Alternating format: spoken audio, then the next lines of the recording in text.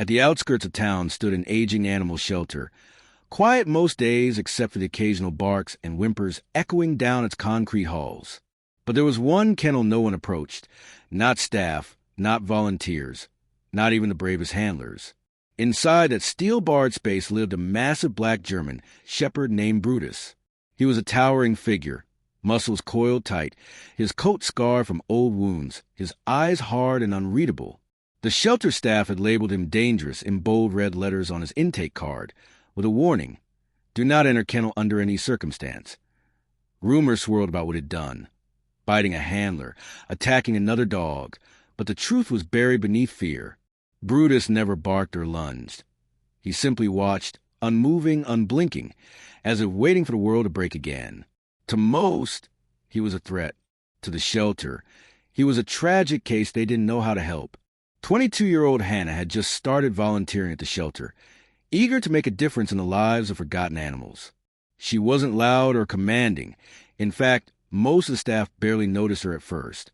But there was a quiet steadiness to her, the kind that came from a childhood spent around rescued dogs her family fostered. She understood the language of fear and patience. During her first week, while cleaning kennels and refilling food bowls, her eyes were drawn to the last run on the far wall, where Brutus sat. Unlike the others, he didn't bark or pace. He just sat rigidly in the corner, unmoving, his intense gaze fixed on something no one else could see. But Hannah saw him, not just a dog everyone feared, but the soul trapped beneath the silence.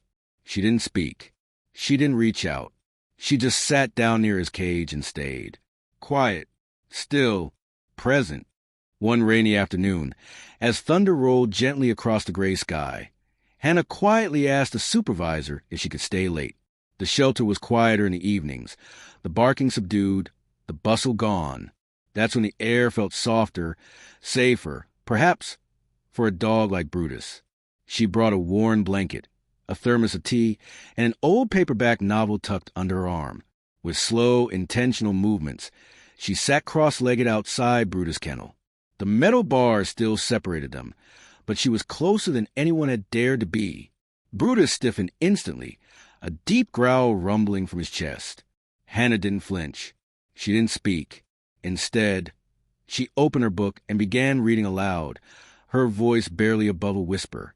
She read slowly, each word a rhythm, her breathing calm and even. Rain tapped the windows, and Brutus, still tense, didn't retreat. Hours passed. Just as she packed to leave, he crept forward and sniffed the bars, a silent offering of trust.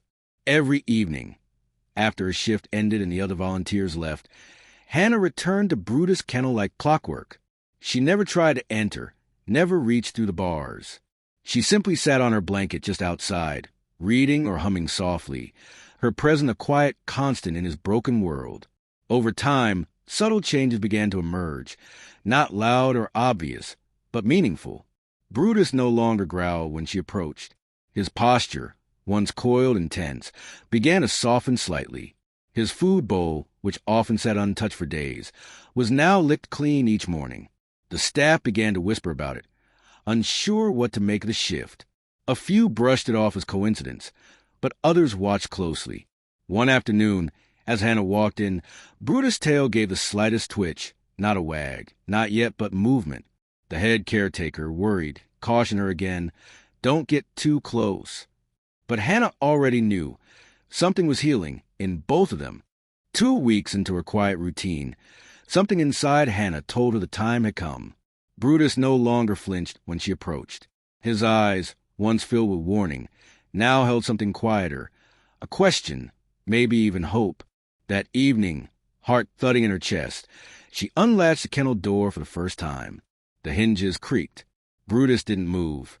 He stood stiff as stone, watching her with guarded intensity. Slowly, Hannah stepped inside and sat down in the corner, keeping her posture low, unthreatening. She placed her hand gently on the floor near her foot and said nothing. The silence stretched. Brutus paced once, twice, ears pinned back. Then, to the shock of the watching staff behind the glass, he lay down, not defensively, but as if surrendering. Moments later, he rolled onto his side and let out a sound no one had ever heard from him, a low, trembling whimper. Not fear, not anger, but release. He cried, and Hannah cried with him. The breakthrough between Hannah and Brutus rippled through the shelter like a quiet miracle.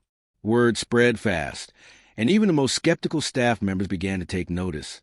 The shelter director, deeply moved by what he'd witnessed, decided to revisit Brutus' old records, a thick, dusty file buried in intake archives. As he sifted through faded papers and incomplete notes, he came across a nearly forgotten entry, barely legible. Asterisk, confiscated from dogfighting ring. Was used as a bait dog. Survived multiple maulings. Asterisk, the words hit like a punch. The staff gathered to hear the truth, and silence fell over the room. Brutus hadn't been born dangerous. He had been broken, used, and discarded. His stillness hadn't been defiance. It was fear, pure and raw. Every growl had been a shield, every silence a scar. And Hannah, unknowingly but unflinchingly, had been the first person to look beyond the fear and see the soul inside. From that day forward, Brutus began to change, not in dramatic bursts, but in small, steady steps that only someone patient could notice. He no longer retreated to corner when Hannah arrived. Instead, he stood near the gate, ears relaxed, waiting. She began to brush his thick, matted fur, working gently through the knots as he stood perfectly still, trusting her hands. He started eating while she was present, no longer waiting for solitude. Then came the biggest step, their first walk. The staff held their breath as Hannah clipped the leash to his collar. Brutus didn't resist. He walked beside her, slow and steady, the leash slack between them. When they stepped outside, the sunlight hit his face and he paused, eyes closing, as if remembering what peace felt like. The staff no longer called him dangerous. They nicknamed him the Gentle Giant, and all of it began with a girl who offered patience instead of fear, and sat still long enough for a broken dog to believe again. 3 months later, the shelter hosted a special adoption event, hoping to find homes for even the hardest to place animals. Brutus, once labeled dangerous and unapproachable, now stood calmly beside Hannah, his coat sleek, his eyes softer, his presence no longer a shadow of fear. Families walked past, intrigued by his size and beauty, some stopping to ask questions, but Brutus barely acknowledged them. Instead, he stayed pressed against Hannah's side, his loyalty clear, his trust unshakable. The shelter director approached with a gentle smile and asked, "Are you ready to let him go?" Hannah looked down at Brutus, who gazed up at her with quiet certainty. She smiled and replied, "He already chose me." That evening, with the adoption papers signed and the sun set behind them, Brutus curled up beside Hannah on her porch. No longer wary, no longer waiting for pain, just resting. His sigh was deep, not from fear, but peace. He was finally home.